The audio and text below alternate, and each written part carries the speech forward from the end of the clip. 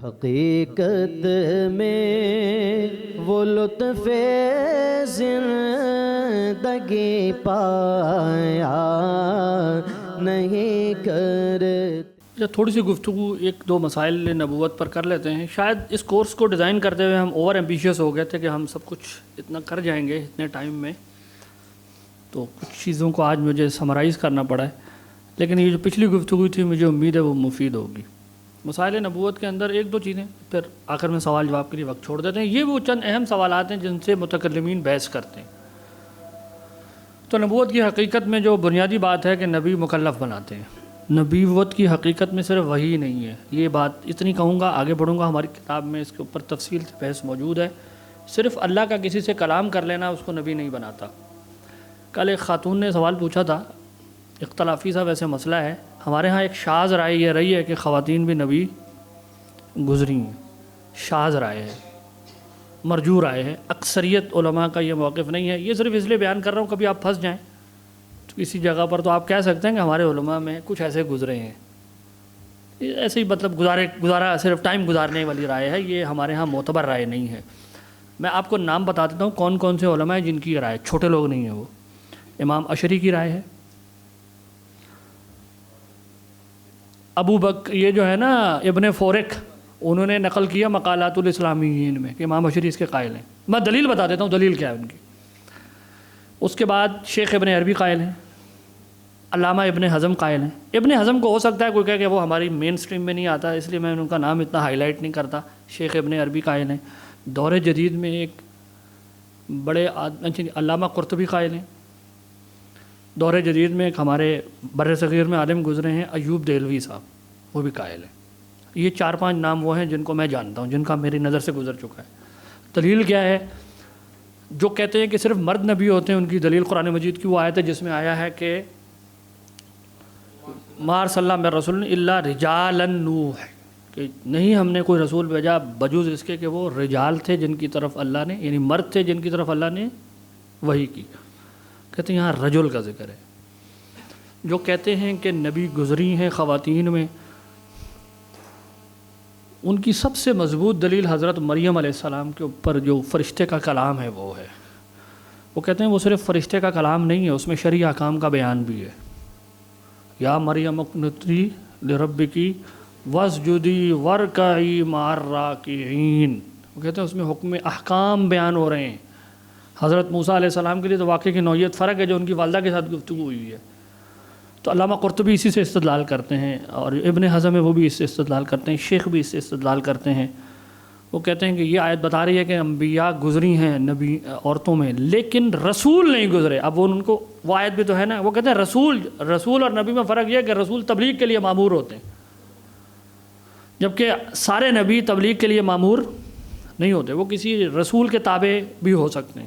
اور پہلی امتوں میں انڈیویجولسٹک یعنی وہ کوئی انڈیویجول بھی اللہ تعالیٰ کسی کو کوئی الگ سے حکم بھی دے سکتا تھا، پہلے یہ بھی جائز تھا۔ تو وہ کہتے ہیں کہ جو خواتین میں انبیاء گزری ہیں وہ انبیاء تھیں، رسول۔ تو وہ کہتے ہیں آیت کے اندر کوئی تضاد ان دونوں مواقف میں کوئی تضاد نہیں ہے۔ اس موقف کو بالعموم ہمارے ہاں صحیح نہیں سمجھا گیا۔ یہ دلائل میں ساروں کے نہیں بتانا چاہ رہا، مقصد صرف یہ بتانا ہے کہ یہ ایک شاذ موقف رائے، اگر یہ شاذ ہے لیکن کوئی بالکل بیوقوف قسم کے لوگوں کے ہاں نہیں پایا گیا۔ یہ کہنے کا مطلب یہ ہے کہ تکفیر شکفیر نہیں ہے اس میں، یہ تکفیر سے باہر کا موضوع ہے۔ کیا نبوت واجب ہے یا ممکن ہے، اس پر ہم بات کر چکے ہیں۔ اشاعرہ کے ہاں، یار یہ بیٹری بالکل ختم ہو رہی ہے، اس پہ لگائیں ذرا، بیٹری ختم ہو جائے گی۔ نبوت معتزلہ کے ہاں واجب ہے، ماتوریدیہ میں سے بعض علماء کے نزدیک یہ حکمت کے لازمی تقاضوں میں سے ہے، اکثریت کے نزدیک نہیں ہے۔ اشاعرہ کے نزدیک بالکل بھی واجب نہیں ہے اللہ پر کہ وہ نبی بھیجے۔ واجب ہونے کا مطلب ہے کہ کوئی عقلی تقاضا ہے کہ نبی ضرور بھیج دے خدا، کہتے ہیں کوئی ضروری نہیں۔ ہاں ممکن ہے، حکم عقلی کہتی ہے کہ نبی مبعوث کیا جا سکتا ہے، عقل اس کا اقرار کرتی ہے، لیکن ضرور آئے نبی، نہیں آئے گا تو خدا ظالم یا سفیہ ہو جائے گا، وہ کہتے ہیں نہیں یہ نہیں۔ حکم عقلی یہ ہے کہ یہ ممکن ہے۔ علم کلام دراصل حکم عقلی کی بحث ہے، یہ بات سمجھ لیں۔ کس کی بحث ہے؟ حکم عقلی کی بحث ہے۔ اور حکم عقلی 3 ہوتے ہیں، واجب، ممکن، محال۔ تو نبی کا آنا ممکن ہے۔ نبی کی سچائی کی دلیل کیا ہوتی ہے؟ وہ اصل میں ہے معجزہ۔ کیا معجزہ ممکن ہے؟ کیسے ممکن ہے؟ معجزے کی نبوت کی سچائی کے لیے وجہ دلالت کیا ہے؟ بس مجھے صرف دو باتوں پر وقت کوشش کروں گا کہ ہم بات کر جائیں، پھر آخر میں ہمارے متکلمین اس پر بحث کرتے ہیں کہ رسول اللہ صلی اللہ علیہ وسلم کی نبوت کی سچائی کی دلیل کیا ہے۔ یعنی یہ کہنا کہ معجزہ نبوت کی سچائی کی دلیل ہے اور ایک معین شخص نبی ہے، یہ دو الگ سوال ہیں، ان کو دونوں کو الگ طرح سے ڈیل کرتے ہیں وہ۔ تو چونکہ خاتم النبیین آپ صلی اللہ علیہ وسلم کے بعد کسی نے نبی آنا ہی نہیں ہے، تو اس طرح کے بہت سارے سوالات ہیں جو اب ہمارے لیے وہ تھیوری میں جو کمپلیکسٹیز ہیں وہ حل ہو جاتے ہیں، کیونکہ جب آخری سچے نبی نے بتا دیا کہ میرے بعد کوئی نبی ہے ہی نہیں، تو اب مجھے زیادہ پریشانی کی تھیوری میں کمپلیکس پڑھنے کی ضرورت نہیں رہ جاتی۔ لیکن جب میں تھیوری بناؤں گا اس میں اوور سمپلیفائی نہیں کر سکتا، ٹھیک ہے؟ تو علم کلام کی بحث پڑھتے ہوئے جو پیچیدگی وہاں نظر آ رہی ہوتی ہے وہ حکم عقلی کے اندر صرف ایک تھیوری ہے۔ یعنی یوں سمجھیں کہ حضرت موسیٰ علیہ السلام کے کوئی دور کا بندہ بیٹھ کے وہ بحث کر رہا ہے، کیونکہ اس وقت تو ایک نبی کا آنا جائز ہے، ٹھیک ہے؟ وہ حکم عقلی کی بحث ہے۔ عقل سے یہ ثابت ہو گیا کہ خدا قادر بھی ہے اور کلام قدیم سے وہ متصف ہے، اس پر ہم بحث کر آئے۔ اپنے کلام، اپنے اس کلام نفسی میں جو کلام جو معنی ہے وہ اس کو الفاظ کے ذریعے ظاہر کر سکتا ہے۔ کیا یہ ممکن ہے یا ناممکن ہے؟ عقل یعنی حکم عقلی بتائیں کیا ہیں؟ میرے صاحب یہ بند ہو جائے گا، اس کے لیے چارجر لگانا ہے بھائی اس کے ساتھ۔ حکم عقلی کے اعتبار سے ثابت ہو گیا کہ خدا لازماً قادر ہے۔ حکم عقلی کے اعتبار سے ثابت ہو گیا کہ کلام قدیم کو اللہ تعالیٰ اگر الفاظ کی صورت دینا چاہیں تو یہ ممکن ہے، اس میں کوئی محال بات نہیں ہے۔ عقل سے کوئی ایسا پرنسپل نہیں میں کہوں یہ جائز ہی نہیں ہے۔ وہ مالک ہے، جیسے مرضی تصرف کرے۔ کیا لوگوں کو مکلف بنا سکتا ہے؟ چاہے تو نہ بنائے، چاہے تو حکم عقلی میں ہے کہ بنانا چاہے تو بنا سکتا ہے۔ کیا وہ کسی کو اپنا نمائندہ بنانے پر قادر ہے؟ حکم عقلی کیا کہہ رہا ہے؟ بالکل قادر ہے۔ عقل کے پاس کون سی دلیل ہے جو اس سے میں یہ ثابت کر دوں کہ اللہ تعالیٰ کسی کو اپنا نمائندہ بنا ہی نہیں سکتا؟ دیکھیں یہ سسٹمیٹیکلی، دیکھیں نا ہمارے متکلمین کتنے سسٹمیٹیکلی چل رہے ہیں۔ خدا ہے، ثابت ہو گیا، اس کی یہ صفات ہیں، یہ بھی ثابت ہو گیا۔ کیا وہ نمائندہ بنا سکتا ہے؟ بھائی بنا سکتا ہے، ایسی ذات کیوں نہیں نمائندہ بنا سکتی؟ اچھی طرح سمجھ لیں، یہ جو ہم نے صفات کی بحث کی تھی اصل میں وہ نبوت کی بحث سے آگے جوڑنی ہے۔ فلاس امام راضی کہتے ہیں جس شخص نے خدا کا انکار کیا اس پر نبوت کا دروازہ بند ہو گیا، وہ نہیں ثابت کر سکتا۔ جس نے کائنات کو قدیم مانا مسلم فلاسفہ کی طرح، وہ یہ ثابت نہیں کر سکتا کہ خدا فاعل ہے۔ وہ کیا نہیں ثابت کر سکتا؟ ان کے نزدیک خدا موجب ہوگا، پھر کہ بس طبعاً اس سے کائنات ظاہر ہوئی ہے۔ فعل کا ثبوت تب ہوگا جب کائنات حادث ہو۔ فعل تو ثابت ہی تبھی ہوتا ہے، جب فعل ثابت نہیں ہوگا تو اختیار ثابت نہیں ہوگا۔ فعل ثابت نہیں ہوگا تو کہتے ہیں جنہوں نے یہ کہا کہ خدا موجب ہے ان کے لیے بھی نبوت کے اس بات کا دروازہ یہ ہے نا ذہین آدمی، وہ کہہ رہے ہیں جس نے یہ کہا کائنات قدیم ہے اس کے لیے بھی نبی کا اس بات کا دروازہ۔ یہی وجہ ہے کہ مسلم فلاسفہ کے ہاں نبوت کا وہ تصور نہیں ہے جو ہم مانتے ہیں کہ خدا وحی نازل کرتا ہے، خدا گفتگو کرتا ہے کسی بندے کے ساتھ، یہ تصور نہیں ہے ان کے ہاں۔ ان کے ہاں نیچرلسٹک تصور نبوت ہے جو میں نے آپ کو بتایا تھا۔ وہ کیوں اس میں پھنسے؟ کیونکہ خدا کو انہوں نے فاعل مختار ثابت ہی نہیں کیا پہلے۔ جب میں نے پہلا پرنسپل ہی غلط کھڑا کر لیا تو پھنس جاؤں گا آگے جا کے۔ نبوت کیسے ثابت ہونی ہے؟ متکلمین کا پوری بحث کرنے کا آخر میں مقصد ہوتا ہے نبی کی نبوت ثابت کرنی ہے۔ انہوں نے تو پورا سسٹم کھڑا ہی ایسے کیا ہے۔ یہی وجہ ہے کہ لوگ الزام لگاتے ہیں کہ انہوں نے پہلے سے نتیجے فرض کیے ہیں۔ ہم کہتے ہیں یہ کوئی بات نہیں، آپ نیت میں حملہ کر رہے ہیں ہماری۔ ہم بھی کہہ سکتے ہیں تم نے بھی اپنے نتیجے فرض کیے ہیں، یہ تو کوئی بات نہیں ہے نا۔ ریشنل ڈسکورس میں آپ کسی کی نیت پر نہیں حملے کرتے۔ آرگومنٹ کا جواب آرگومنٹ سے لائیں، ہمارے آرگومنٹ کو توڑ کے دکھائیں، کہاں گیپ ہے دکھائیں، ہم نے کوئی انکنسسٹنسی دکھائی ہے۔ یہ کہنا کہ ہمیں پتہ تھا کہ ہم نے پہنچنا کہاں ہے، یہ اعتراض نہیں ہے۔ ہمارے متکلمین کو پتہ تھا انہوں نے کہاں پہنچنا ہے، لیکن وہاں کیسے پہنچنا ہے یہ ذہانت ہوتی ہے، یہ نہیں ہوتی۔ ہمیں تو اکثر یہی نہیں پتہ تھا پہنچنا کہاں ہے، اور اگر یہ پتہ پہنچنا الٹے سیدھے ہاتھ پیر مارتے ہیں۔ تو میں کہتا ہوں بھائی جنہوں نے وہ سفر طے کیا ہوا ہے ان سے مدد لے لو نا، کچھ تو آپ کو وہ بتائے گا، رازی غزالی کچھ تو آپ کے ہاتھ میں دے گا کہ بحث کیسے کرنی ہے۔ کیوں اتنے نائب ہو گئے ہو کہ ان کو چھوڑ دیا؟ پھر وہ کہتے ہیں کہ جس شخص نے یہ مانا کہ خدا فاعل مختار ہے، وہ دو میں سے کوئی ایک پوزیشن لے گا، یا وہ یہ کہے گا کہ خدا بندوں کے افعال کی رعایت کرتا ہے یا نہیں کرتا۔ پھر جب وہ یہ کہتا ہے کہ وہ بندوں کے افعال کی رعایت کرتا ہے تو اس کو یہ مصیبت پیش آتی ہے کہ خدا کو برے اعمال سے کیسے بری و ذمہ کریں۔ وہ کہتے ہیں اس میں پھر ایک گروہ وہ پیدا ہو گیا جو یہ کہتا ہے کہ خدا شر کا خالق نہیں ہے، خدا صرف یہ جو ثنویہ ہیں، دو خدا والے ہیں۔ پھر وہ کہتے ہیں جو معتزلہ آ گئے، یعنی امام رازی نے وہ ایک چھوٹا سا چیپٹر لکھا ہے، میں پڑھ کے اتنا مجھے مزہ آیا کہ یار کتنا سسٹمیٹیکلی انہوں نے سارا بتایا کہ کس طرح کی نبوت تم ثابت کر پاؤ گے خدا سے شروع ہو کے۔ That is the first principle.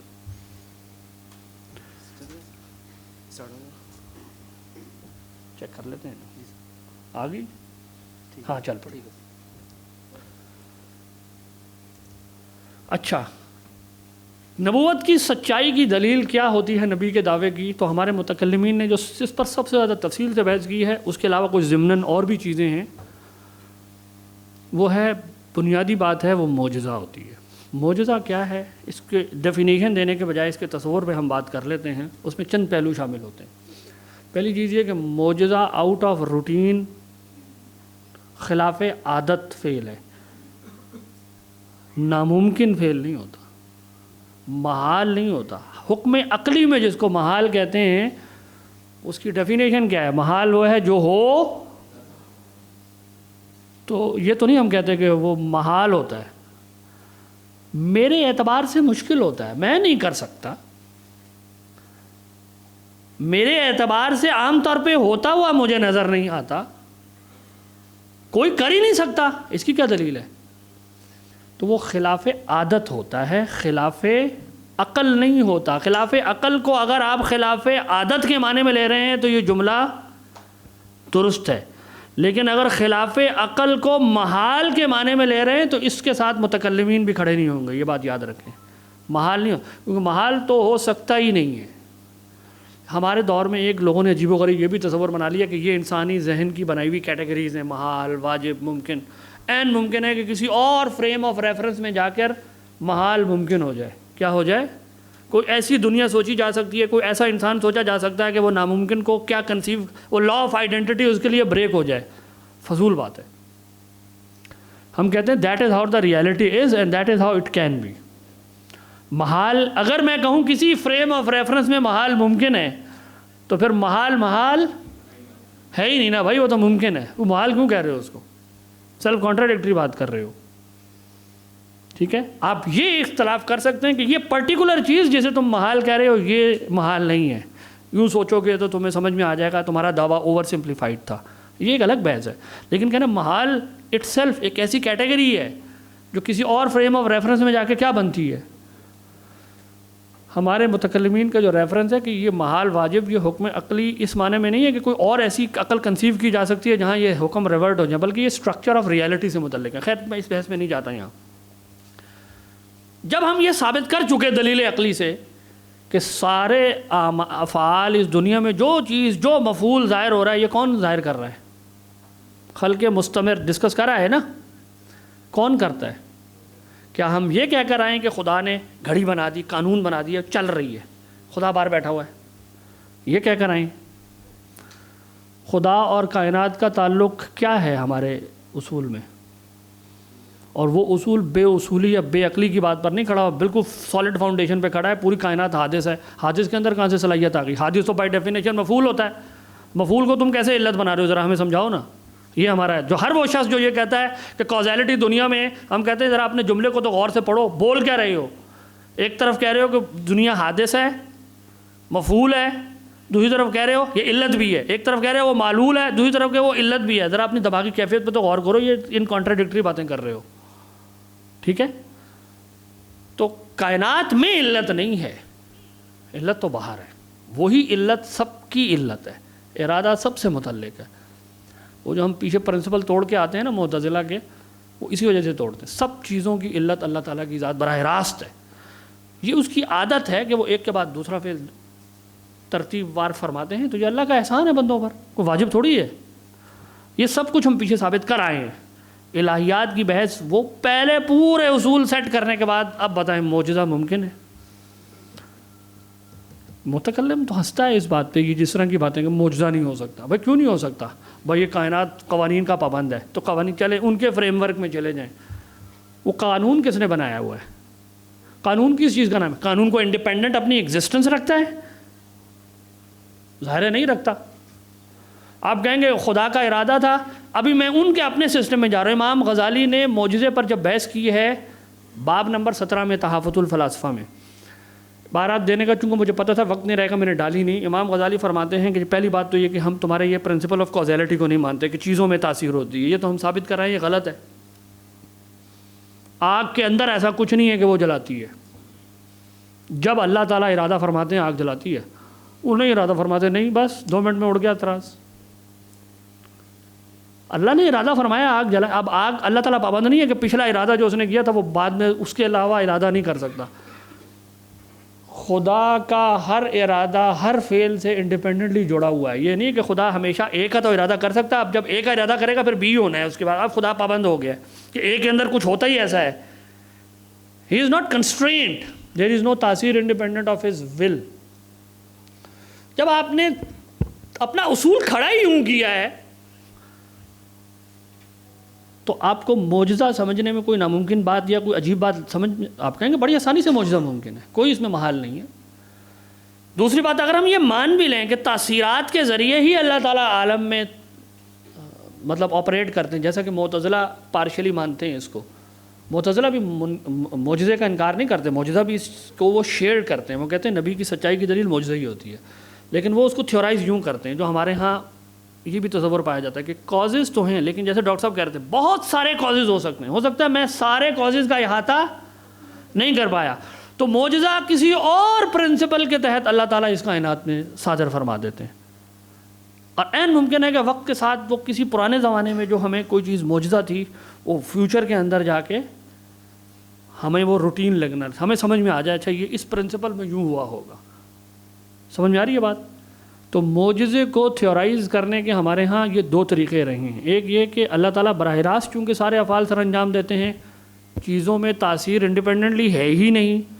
جس کو اثر کہتے ہیں وہ بھی خدا کا فعل ہے، جس کو آپ سبب کہتے ہیں وہ بھی خدا کا فعل ہے. صرف ترتیب ہے جو اللہ تعالیٰ قائم فرماتے ہیں تو جب چاہیں وہ ترتیب بدلیں. دوسرا طریقہ یہ ہے جو میں نے آپ کے سامنے بیان کی، تاثیرات ہیں لیکن تاثیرات کا ہمیں یا پورا علم نہیں. امام غزالی نے کہا ہے بھائی تمہاری بات مان لیتے ہیں تو تمہیں کیسے پتہ لگا کہ ساری تاثیرات تمہیں پتہ لگیں. عین ممکن ہے کہ ایک بڑے پلین پر جو کام بہت زیادہ لمبے ٹائم میں ہوتا ہے خدا اس کا ٹائم شارٹ کر کے وہ کام کر دیتا ہو. تمہیں کیسے پتہ لگا؟ کوئی اور پرنسپل ہو جس کے ذریعے اس کا ٹائم چھوٹا کیا جا سکتا ہو، اسی پروسیس کا وہ جلدی ہو جاتا ہو. اور یو گیٹنگ مائی پوائنٹ؟ تو کہتے ہیں کہ یہ دونوں امکان کے ذریعے سے تم بہرحال معجزے کا انکار ہماری تھیوری میں تو قطعاً نہیں کر سکتے. ایون تمہاری اپنی تھیوری کے اندر بھی ایسی کوئی چیز نہیں ہے جو معجزے کے انکار کو لازم کرے، اس کے امکان کو حکم عقلی میں ناممکن بتا دے. حکم عقلی میں کہے کہ ہو ہی نہیں سکتا.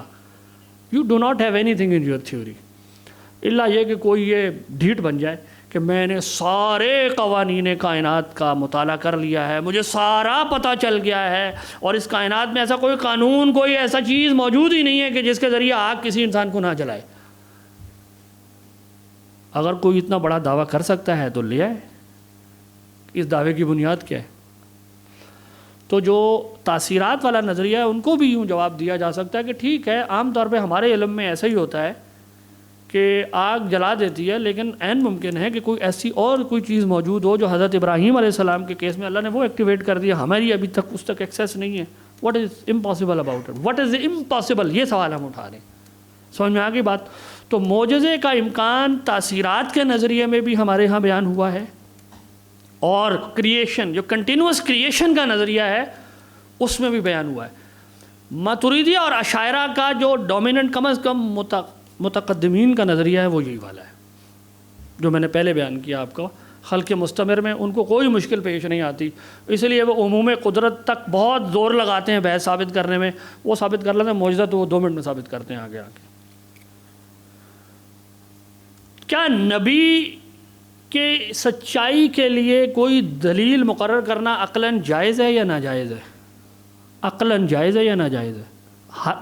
ناجائز سے مراد محال ہے. یہاں کیا ہے؟ از اٹ امپاسبل کہ خدا اس کے لیے کوئی دلیل مقرر کر دے جیسے لوگ ریکگنائز کر جائیں کہ یہ سچا ہے؟ نہیں پاسبل تو ہے، یہ پاسبل ہے، ناممکن نہیں ہے۔ اب آ جائیں اس سوال کی طرف کہ معجزے کی وجہ دلالت کیا ہے، یعنی معجزے سے یہ کیسے اسٹیبلش ہو رہا ہے کہ یہ شخص سچا ہے، وجہ دلالت کیا ہے؟ اس پر بڑا زور لگا ہے ہمارے ہاں، امام جوینی وغیرہ کے ہاں بہت تفصیل سے بحث ہے اس کے ہاں۔ وہ ایک مثال دے، میں آپ کو 2 مثالیں دوں گا سسٹمیٹکلی۔ دیکھیں نبی جب بھی آتے ہیں وہ آ کے یہ دعویٰ فرماتے ہیں کہ میں خدا کا نمائندہ ہوں، خدا اسٹیبلش ہو چکا، صفات اس کی اسٹیبلش ہو چکی، یہ اب بحث نہیں کرتا نبی آگے، میں تمہیں یہ بھی بتاؤں گا کہ تمہارا ایک خدا ہے، پہلے آؤ اس پہ بحث کرتے ہیں۔ یہ پری سپوزیشن ہے، تھیوری کے اندر یہ پری سپوزیشن ہے جو ہم پہلے کرائیں۔ وہ کہتا ہے میں خدا کا نمائندہ ہوں، دیکھو میں کچھ ایسا کروں گا جو تم بھی یہ مانتے ہو کہ سب خدا کرتا ہے، میں کچھ ایسا کروں گا جو کوئی انسان نہیں کر سکتا، تم بھی مانتے ہو، اور دیکھنا میں تمہیں چیلنج کرتا ہوں تم وہ کام نہیں کر سکو گے، میرے کہنے سے ہو جائے گا، میرے کہنے سے۔ وہ جس نے مجھے بھیجا ہے نا وہ میری نشانی مقرر کرنے کے لیے کہ میں سچا ہوں وہ کام کر دے گا۔ پھر وہ اللہ تعالیٰ کیا کرتے ہیں، اس کے لیے وہ نشانی دکھا دیتے ہیں۔ مثال سنیں، امام جوینی مثال دیتے ہیں، فرض کریں وہ کہتے ہیں، امام نصفی نے اس کو تھوڑا سا ٹوسٹ کیا، کیوں کیا وہ بھی میں بتاؤں گا۔ امام جوینی کہتے ہیں کہ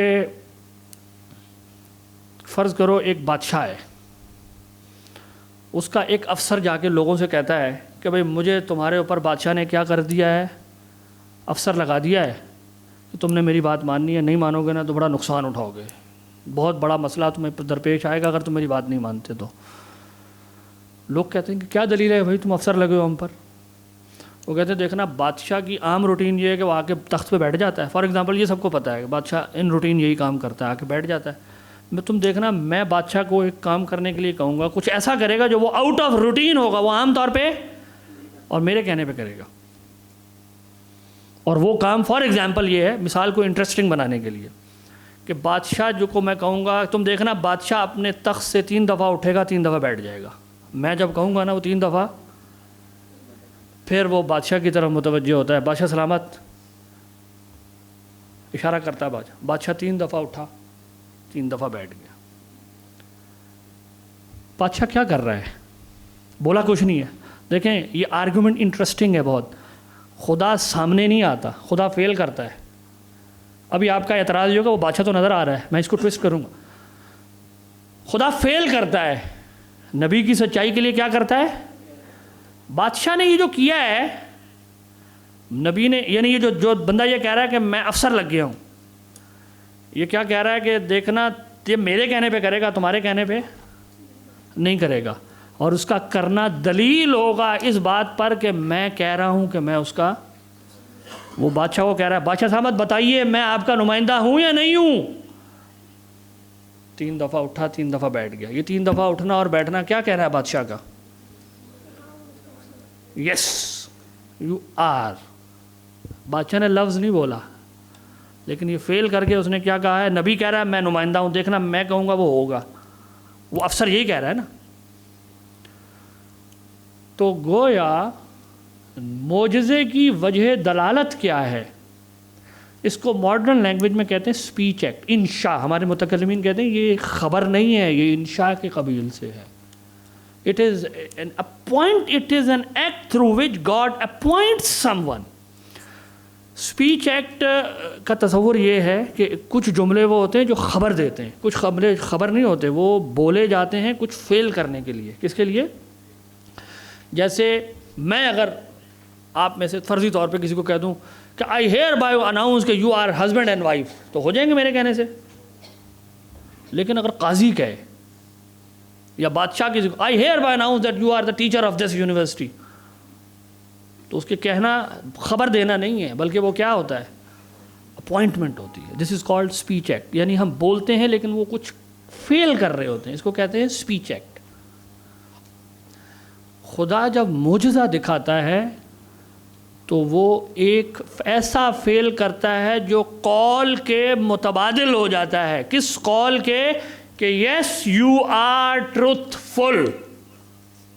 خدا کا وہ فعل سبسٹیٹیوٹ ہے خدا کے اس قول کے کہ یس یو آر.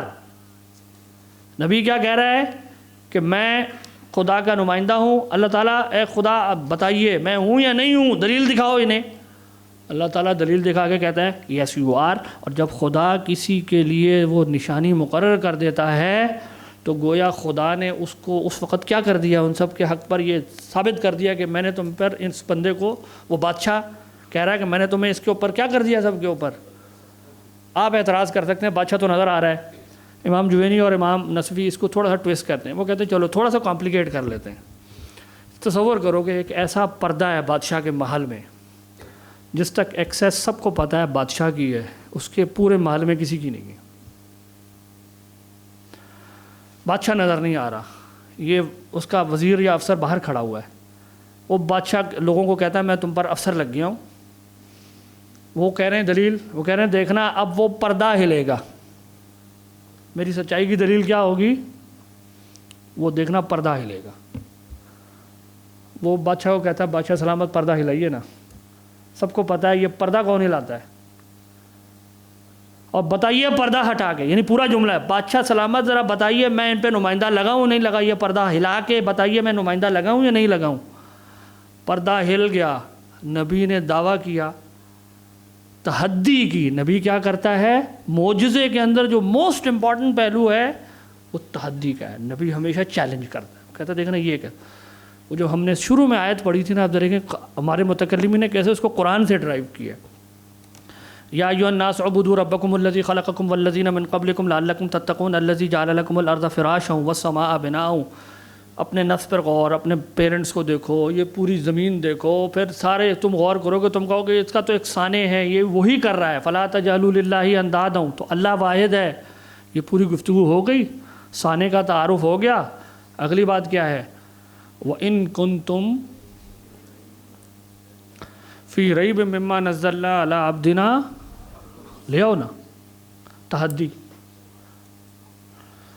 یعنی اگر تمہیں اس بات میں شک ہے کہ محمد صلی اللہ علیہ وسلم نے یہ کلام خود ہی بنا لیا ہے تو تم بھی تو عربی جانتے ہو نا, بنا کر لاؤ ایک صورت. وَدُعُوا شُهَدَاءَكُم مِّن دُونِ اللَّهِ, بلا لو اپنے سارے مددگاروں کو. Why don't you do this? کیوں جنگیں لڑ رہے ہو یار, کیوں اپنے بندے مروا رہے ہو؟ تو آسان سا کام ہے. عربی کے تم بھی بڑے ماہر ہو, کیوں نہیں بنا لیتے؟ بنا لو. کئی لوگوں نے اٹیمپٹ کی, تاریخ میں کس سے واقعات موجود ہیں, اس سے پتہ چل جاتا ہے کہ دے فیلڈ. تو معجزے کی وجہ دلالت سمجھ میں آ گئی, کیسے معجزہ کربریٹ کرتا ہے اس کی سچائی کی دلیل کو. اور دوسری بات یہ کہ معجزہ جو ہے وہ ہمیشہ تحدی لیے ہوتا ہے. دعویٰ نبوت کے ساتھ ایک شخص کھڑا ہو کر تحدی کرتا ہے. اگر آپ تحدی کا پہلو اس سے نکال دیں تو ہمارے ہاں یہ بحث رہی کہ اس کو معجزہ کہنا چاہیے یا کچھ اور کہنا چاہیے. یہ ہمارے ہاں ایک بحث موجود ہے, میں اس میں نہیں جانا چاہ رہا. لیکن جب نبی اپنی سچائی کی دلیل کے لیے معجزہ دکھاتے ہیں تو ہم تو کہتے ہیں اللہ کے رسول صلی اللہ علیہ وسلم کا سچا جو سب سے اہم اور زندہ معجزہ وہ تو قرآن مجید ہے, رہتی دنیا تک رہے گا. آج بھی وہ کھڑا ہے اپنے اس چیلنج کے ساتھ, بنا لو. اس کے کئی پہلو ہیں, علماء نے اس کے کئی قرآن مجید کی معجزاتی پہلو بلاغت کے اعتبار سے, کنٹینٹ کے اعتبار سے بہت کچھ لکھا ہوا ہے. وقت نہیں ہے کہ ہم اس میں کوئی بھی بات کر سکیں.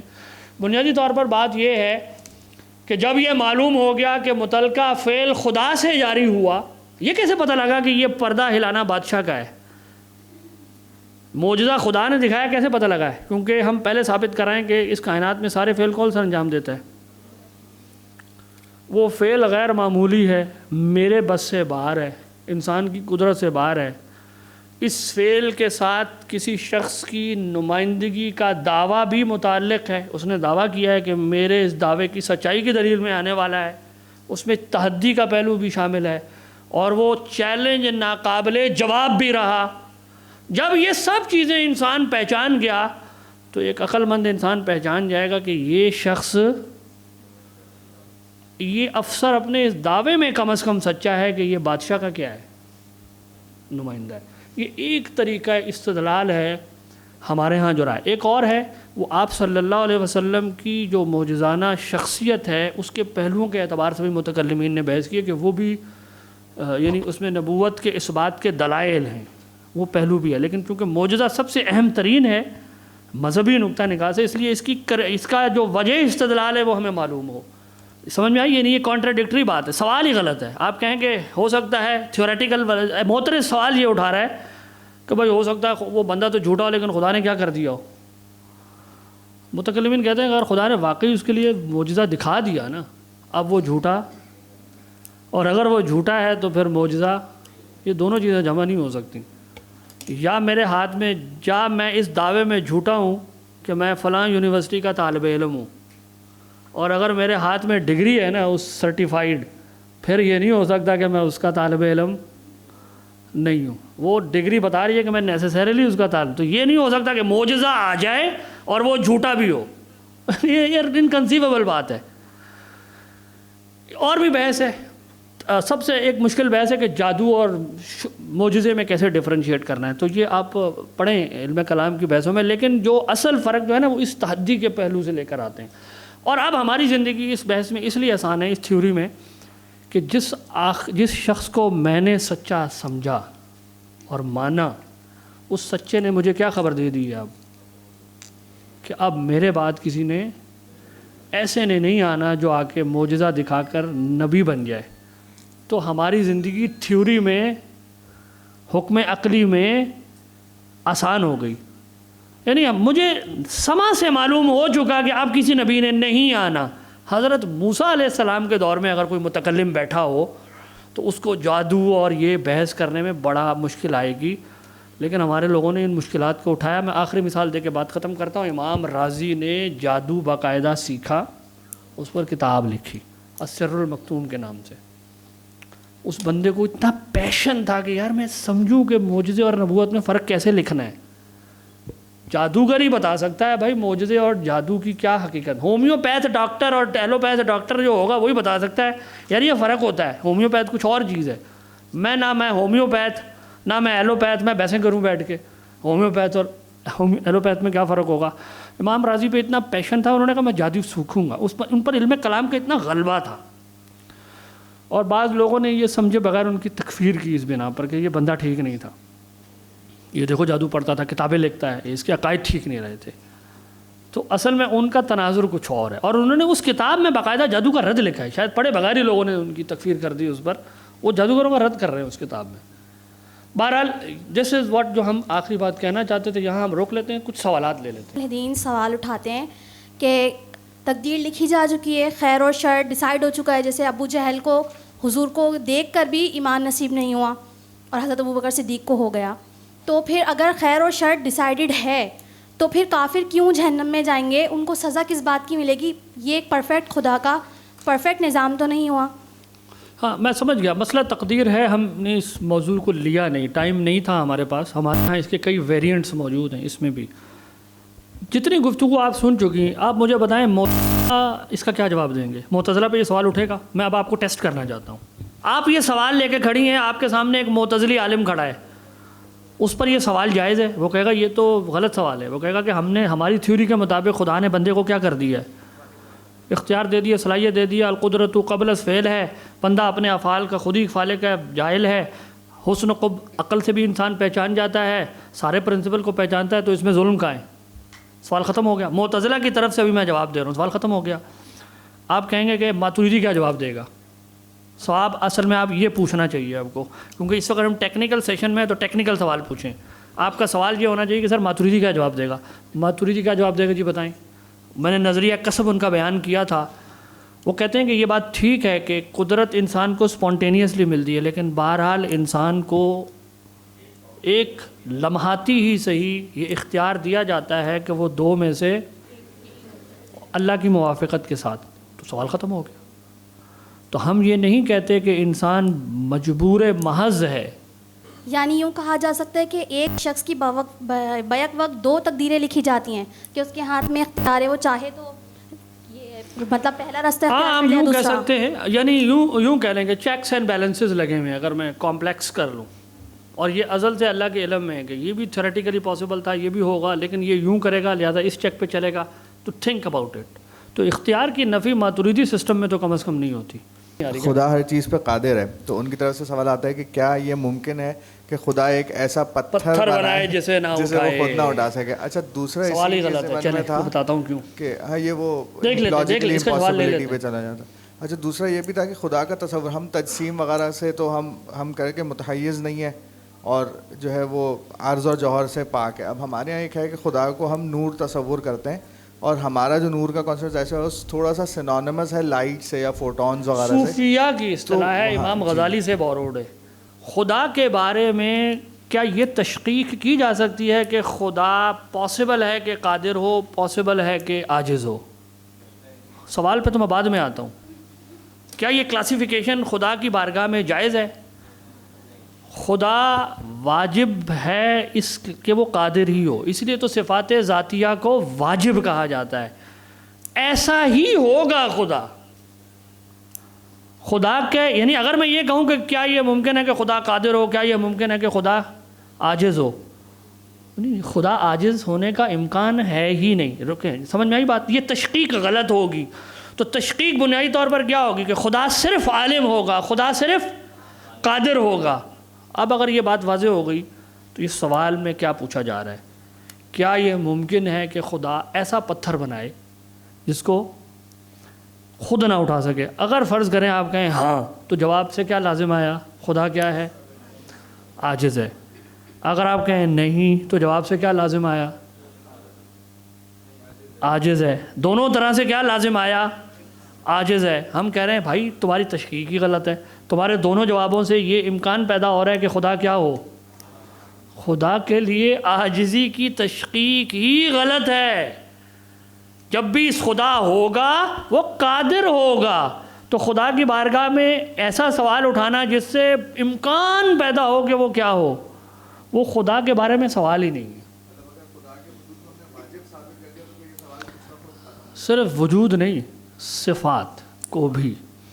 اس سوال ہم کہیں گے غلط تشقیق، غلط کیٹیگرائزیشن پری سپوز کر رہا ہے. اس کے جواب لوگوں نے اور طرح سے بھی دیے ہیں کہ جی یہ تو تم نے بدماشی کی ہے، سوال ہی ایسا ڈالا ہے جس میں ہاں کہو تو بھی خدا عاجز اور نہ کہو تو بھی خدا عاجز. تو سرکولر آرگومنٹ ہے. ہم کہہ رہے ہیں اس سے بنیادی ایرر ہے.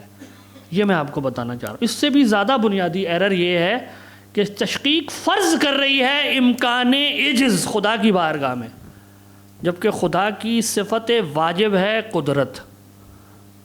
تو ایسا سوال کیسے فرض کروں جو امکان پیدا کرے کہ خدا غیر قادر ہو؟ سوال غلط ہے. جواب ہی ہے اس کا. اچھا دوسرا سوال آپ نے پوچھا تھا، وہ امام غزالی نے جو وہ بحث کی ہے نا، وہ نور وہاں وجود کے معنی میں، ظاہر کرنے کے معنی میں ہے. یعنی اللہ تعالیٰ جو مشکات الانوار امام صاحب کی کتاب ہے، السماوات والارض، اس پر بحث کی ہے. تو وہ یہ ہے کہ اللہ تعالیٰ وجود، تمام موجودات کو ظاہر کرنے والا، یعنی انہیں موجود کرنے والا ہے. یعنی وہ یہ لائٹ والے معنی میں نہیں ہے. وہ صرف بات سمجھانے کے لیے کہ جیسے لائٹ کے بغیر موجود ہوتے ہوئے بھی شے موجود نظر نہیں آئے گی. تو صوفیہ کا اصل میں منہج یہ ہے، شیخ کا جو ہے اعیان ثابتہ کا ہے، کہ اللہ تعالیٰ اعیان ثابتہ پر اپنے اسماء و صفات کی تجلی جب ڈالتے ہیں اپنی شان کے مطابق، تو وہ شے ظاہر ہو جاتی ہے. کیا ہو جاتی ہے؟ موجود ہونے سے مراد ظاہر ہو جاتی ہے. اور جب وہ اسماء و صفات کی تجلیات ڈالنا بند فرما دیتے ہیں، وہ چیز پھر اپنی حالت اصلی پر لوٹ جاتی ہے. تو اس چیز کو سمجھانے کے لیے جو نیئرسٹ مثال ملتی ہے وہ کیا ہے؟ اصل میں یہ لائٹ کی مثال نہیں ہے، یہ بینگ سے بینگ، یعنی وجود سے وجود ہونے کی مثال ہے. اصل میں وہ ہونا، یعنی دیکھیں نا موجودیت ہے نا، میں بھی ہوں، آپ بھی ہیں، موبائل بھی ہے. یہ موجودیت کہاں سے آ گئی؟ یہ سوال ہے. صوفی متکلم سے زیادہ گہرا ہے. وہ یہ سوال اٹھاتا ہے یہ موجودیت کا احساس کہاں سے آ گیا؟ یہ موجودیت، چیزیں موجود ہیں، یہ کہاں سے آئی ہیں؟ تو وہ کہتے ہیں کہ چونکہ خدا موجود ہے اس وجہ سے، میں بہرحال یہ سلپری سلوپ ہے، میں اس میں جانا نہیں چاہ رہا. لائٹ سے مراد بس اتنی بات کہوں گا، یہ سورج والی لائٹ نہیں ہے. وہ اس بات کو سمجھانے کی مثال ہے کہ خدا موجود ہے تو اس لیے مخلوقات بھی موجود ہیں. سر سوال یہ تھا کہ یوتھیپرو ڈلیما ہے ایک جس میں وہ سوال سوکریٹیز اٹھاتا یوتھیپرو پہ، تو اس کا آنسر یہ جو ہم نے معتزلہ ڈسکس کی ہے، ماتریدی ڈسکس کی ہے اینڈ اشاعرہ، تو یہ کس طرح سے اس ڈلیما کو، سوال کیا ہے، کیا ڈلیما کیا ہے؟ ڈلیما یہ ہے کہ کیا خدا خیر ہے اس لیے یہ حکم دے رہا ہے، یا وہ چیز خیر ہے اس وجہ سے خدا اس کا حکم دے رہا ہے؟ خیر سے مراد کیا ہے؟ ہم یہ خیر و سوال شر، پوچھیں. خیر و شر وہ کہ اس طرح میں نے آپ کو 3 مطلب بتائے ہیں، جنرلائز بات نہ کریں میرے ساتھ. ہماری روایت بہت رچ ہے. خیر کے 3 مطلب ہیں، چوتھا بھی ہے، میں بھی اس کو چھوڑ رہا ہوں. خیر کا یا تو مطلب ہے غرض کے ساتھ ہم آہنگی، خیر کا مطلب یہ ہے کہ اس عمل کا کرنا جائز ہے. خیر کا تیسرا مطلب ہے کہ خدا کے حکم کی وجہ سے اس کا کسی پر لزوم آ گیا ہے. اب بتائیں کیا مراد ہے؟ میں تو یہ سوال پوچھوں گا. جب تک آپ یہ طے نہیں کریں گے ہم ایبسٹریکشن میں بحثیں کرتے رہیں گے بیٹھ کے، اس سے خرابی پیدا ہوتی ہے. میں کچھ اور فرض کر رہا ہوں گا، آپ کچھ اور فرض کریں گے، تو اس کا بامانہ گفتگو نہیں ہوگی. چوتھی لائن جی، خواتین کی طرف 3rd لائن میں کوئی چوتھی لائن، 1 منٹ وہ آپ پیچھے چوتھے لائن میں. ہاں جی وہ سر یہ ایک سوال یہاں بس یار ایک چھوٹا سا وہ ابھی اٹھا ہوا تھا، جی کر لیں. تو ہم نے ایک ڈسکشن کی کہ خدا کا علم کامل ہے، مکمل علم ہے، تو پھر ایک ڈسکشن اٹھی کہ اس کی وجہ سے یہ اٹھتا ہے کہ بھئی فری ول کا تصور ختم ہو جاتا ہے. اس کا جواب وہی ہے کہ علم معلوم کے تابع ہے، علم کے لیے مؤثر نہیں ہوتا. بس سر اس طرح سے کہ اللہ کو جب یہ بھی معلوم ہوگا نا کہ اگر ہم کہتے ہیں کہ بھئی یہ بندہ اس کے یہ آپشن، یہ سارے آپشنز ہوں گے، اس کے اندر ایک سیکنڈ کے لیے بھی ہم کہہ رہے ہیں کہ وہ ایک چوائس کا ایلیمنٹ آئے گا، اس چوائس کے بعد کیا ڈیسیجن لے گا، یہ تو اس طرح سے بھی ڈسکشن ہو سکتی ہے. تو کر لیں. پھر بھی ماتریدی سسٹم میں نہیں پھنسیں گے آپ، ماتریدی سسٹم میں نہیں پھنسیں گے. اس ایک لمحے میں وہ کہیں گے کہ خدا کو یہ بھی پتہ ہے کہ یہ شخص کو جب میں ارادہ دوں گا تو یہ اپنے ارادے سے یوں کرے گا، بس مسئلہ حل ہو گیا. تو خدا کے علم کے اندر، یعنی علم کے طرف سے آگے نہیں یہ مسئلہ پھنستا، یہ قدرت کی طرف سے پھنستا ہے. جی 5ویں رو میں ہے، میں نے ہاتھ دیکھ لیے. ہاں جی سر. سر ضرورت کہتے ہیں کہ جس کے بغیر انسان کا گزارا ناممکن ہو جائے یا دشوار ہو جائے، تو اب بہت سارے لوگ ایسے ہیں جو خدا پر ایمان ہی نہیں رکھتے لیکن زندگی گزار رہے ہیں، تو پھر ضرورت خدا کیوں ہے؟ نہیں، ضرورت کا مطلب زندگی گزارنا ہے، یا انسان کی ضرورت یہ بھی ہے کہ وہ کامیاب ہو جائے. اور نبی کی جہت میں، مذہبی جہت میں سوال یوں ہے کہ انسان نبی آ گیا یا نہیں آ گیا. امپیریکل فیکٹ کیا ہے؟ اب نبی آ گئے ہیں، نبی آ گئے. نبی کی سچائی کے دلائل موجود ہیں، موجود ہیں. کیا نبی نے یہ بات کہہ دی ہے کہ یو آر ان ڈینجر؟ ہاں بھی کہہ دی ہے. مرنے کے بعد زندگی ہے، نبی کہہ رہا ہے. میں خالص مذہبی پیراڈائم میں آپ کو جواب دے رہا ہوں. تو میری سعادت اور ہلاکت کا سوال ہے، یہ زندہ رہنے کا سوال تھوڑی ہے. ہاں میں یہی کہہ رہا ہوں. وہ اپنے پیراڈائم میں دیں گے نا. ہم یہ تو نہیں کہیں گے خدا نیگیٹو کر دیں گے، خدا فرض کریں گے، نبی فرض کریں گے نہیں ہے. اب میں اس سے بحث کروں گا. میں کہوں گا بھائی زندہ رہنے کا مسئلہ نہیں ہوتا. کوئی ایسا معاشرہ نہیں جو صرف زندہ رہنے کے لیے لوگوں کو زندہ رکھ رہا ہے. زندہ تو نشہ ہی بھی ہوتا ہے، نشہ دیتا رہو زندہ رہے گا. یہ تو کسی سوسائٹی نے اپنا مقصد نہیں بنایا. ہر سوسائٹی کا کنسیپٹ ہوتا ہے کہ ہم لوگوں کو کامیاب زندگی بتا رہے. ٹھیک ہے، ہم کہہ رہے ہیں کامیاب زندگی کا تصور اس دنیا کے ساتھ تھوڑی لمیٹڈ ہے، مرنے کے بعد بھی ہے. زندگی مرنے کے بعد ہے، وی نو دس. تو وہاں کیسے بچو گے؟ تو اگر مطلب یہ کہ میں خدا کا تصور نہیں کروں گا، مر جاؤں گا، تو اس معنی میں تو ہم نے کبھی دعویٰ کیا ہی نہیں ہے کہ جو خدا کو نہیں مانے گا امیجیٹلی خدا اس کو مار دے گا. یہ تو ہم نہیں کہہ رہے. تو کامیابی اصل مسئلہ ہے انسان کا. اس سے بھی زیادہ گہری بات بتاؤں، انسان کا اصل مسئلہ چوائس ہے، صحیح چوائس. وہ پرائمری مسئلہ جس میں ہر وقت پھنسا ہوا ہوں، ہر لمحے پھنسا ہوا ہوں، انتخاب کا مسئلہ ہے. ہر لمحے پھنسا ہوا ہوں اس میں. وہ زیادہ پرائر ہے اس بات سے. اور میں ایون حقیقت کی دریافت بھی اس لیے کر رہا ہوتا ہوں کیونکہ میں صحیح چوائسز کر سکوں. اگر چوائس کا مسئلہ آپ سسپینڈ کر دیں گے نا، میرے لیے حقیقت اور جہل دونوں بے معنی ہو جائیں گے. میرا سوال یہ ہے کہ نئی نسل تو چینج چاہتی ہی ہے، دور حاضر کو آپ دیکھ ہی رہے ہیں، لیکن ملحدین کا جو یہ ٹریپ کا جو سسٹم ہے کہ وہ جنت کو ایک بوریت والی جگہ دکھا رہے ہیں بچوں کو کہ یہ بوریت والی جگہ ہے. دنیا زیادہ اچھی جگہ ہے، آپ یہاں پہ جتنا کھل کے انجوائے کر سکتے ہیں کریں، آپ کو جنت میں قید کر دیا جائے گا. انسان کے سامنے جس چیز کا ذکر بار بار ہو اس کی عظمت قائم ہوتی ہے.